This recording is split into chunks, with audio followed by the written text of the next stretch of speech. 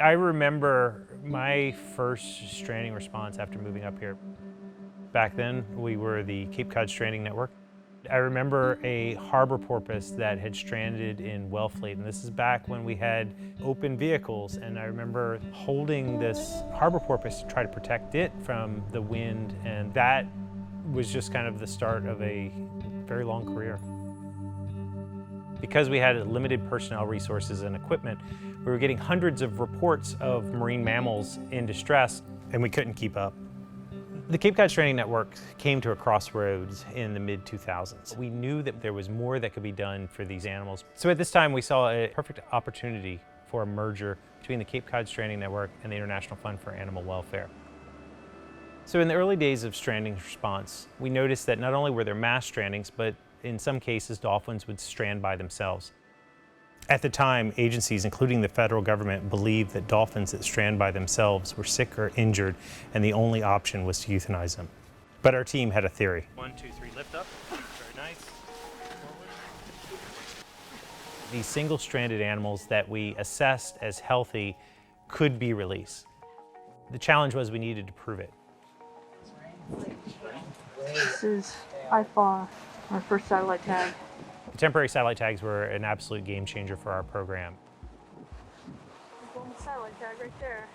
We now were able to track the animal. And this allowed us to be able to prove that once these dolphins were released, that they were surviving and thriving. Prior to that, if we released a dolphin, that's where the story would end. Because of this, we've been able to save the lives of hundreds of single-stranded dolphins that before now would have had to have been euthanized.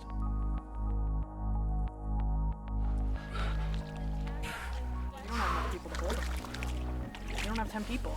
On one particular Saturday, while we were responding to a group of dolphins in Brewster, more stranding report calls started coming in. We have a potential live one out there, and we've still got that one over there. We had never seen strandings occur like that, especially on one particular day.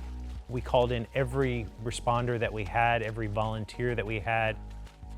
Every day was bringing something new. For that period of over 80 days, of the 140 common dolphins that stranded during that time period, we were actually able to rescue and release 104 of those animals. At the time, this was an unheard of success rate. So while it was challenging, we were in new territory for response. In November 2018, our team reached a milestone. We responded to our 5,000th animal. And coincidentally, that 5,000th response occurred on almost the exact 20-year anniversary of the formation of the Cape Cod Stranding Network. And it was just this perfect circle of seeing where we had started and where we had gotten to. In recent years, we've been able to take this knowledge globally to provide solutions for stranded marine animals from the United Kingdom to Oman, and as far away as New Zealand. It was started as just Cape Codders responding to a problem on Cape Cod and has now gone to sharing information worldwide.